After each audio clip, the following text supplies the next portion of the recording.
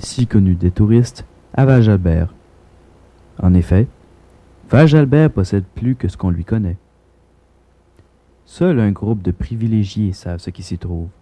Ce sont les spéléologues, ces gens qui explorent les grottes et les cavernes à travers la région. Au Québec, on compte un bon nombre de grottes et de cavernes, mais par contre, on compte très peu de spéléologues. La spéléologie n'est pas un sport qui est très connu, malgré toutes les beautés et l'enseignement que ce sport peut apporter. La formation d'une caverne est le résultat du mouvement des plaques tectoniques qui donne naissance à une faille. Le gel et le dégel de notre sol favorisent l'agrandissement de ces failles. Malgré qu'au Québec nos cavernes sont encore bien jeunes, certaines sont assez grandes pour y accueillir aisément un ou plusieurs visiteurs. La formation d'une grotte est totalement différente. Elle est causée par la dissolution du calcaire par l'azote qui est contenu dans l'eau. Lorsqu'un cours d'eau rencontre sur son chemin un obstacle, il tentera soit de le contourner, soit de passer à travers. Dans le cas d'un obstacle formé de calcaire, l'eau s'infiltrera par une faille, aussi minuscule soit-elle, et cette faille s'agrandira d'année en année. La rapidité de dissolution du calcaire par l'azote est proportionnelle au débit du cours d'eau.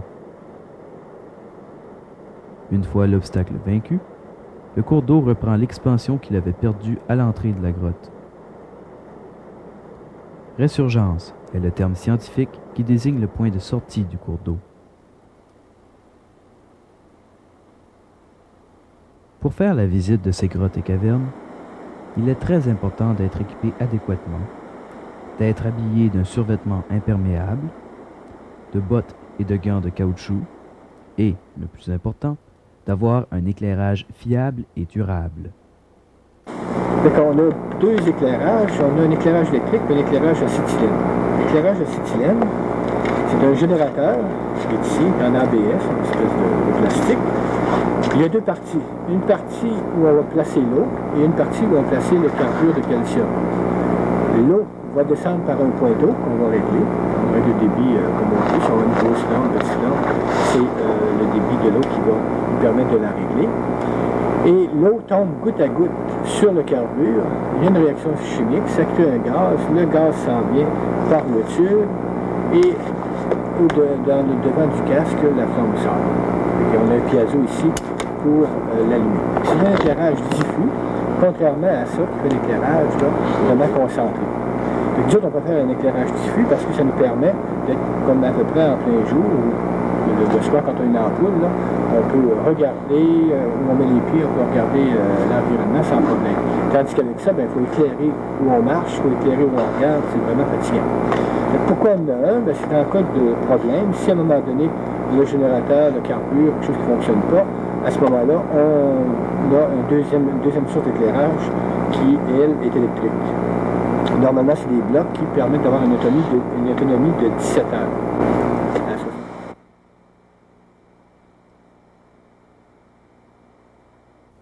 La descente de parois ou de puits requiert un équipement spécial. Cet équipement est essentiellement composé d'un harnais, de mousquetons qui serviront entre autres à s'attacher à la corde de descente et de bloqueurs qui permettront de contrôler la vitesse de descente.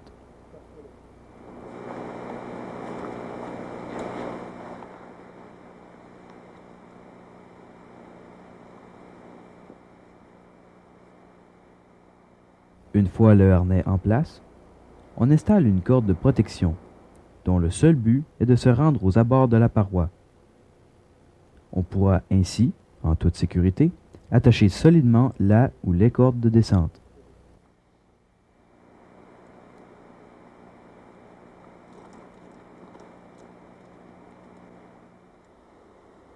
Il existe plusieurs techniques de descente ou de remontée. Une des techniques de descente les plus populaires consiste tout simplement à se ralentir en tenant la corde plus ou moins verticalement, puisque le bloqueur ne laisse passer celle-ci que lorsqu'elle est complètement verticale.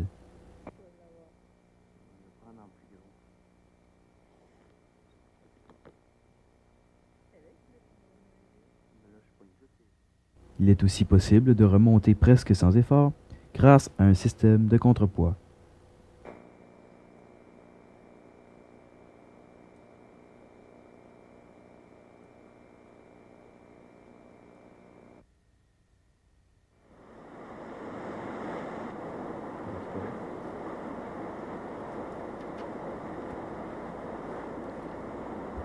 Lorsque vous faites de la spéléologie, il est très important de vous assurer que ce que vous portez sera approprié aux conditions climatiques, car, en hiver, la température est plus chaude à l'intérieur qu'à l'extérieur de la grotte.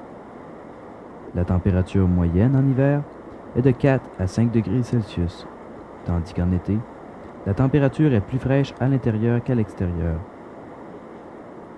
L'humidité y est aussi de 100%, ce qui peut refroidir les températures. Ne vous aventurez jamais seul dans les grottes ou cavernes, car s'il vous arrivait quelque chose, personne ne pourrait vous venir en aide. Si vous ne possédez pas l'équipement d'un vrai spéléologue, n'oubliez surtout pas de vous apporter un éclairage de secours, car retrouver son chemin dans le noir absolu n'est pas chose facile.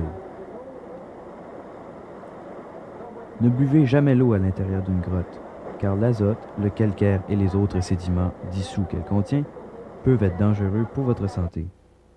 La spéléologie est un sport plaisant et complet, mais très peu connu. Si la nouveauté vous intéresse, essayez-le.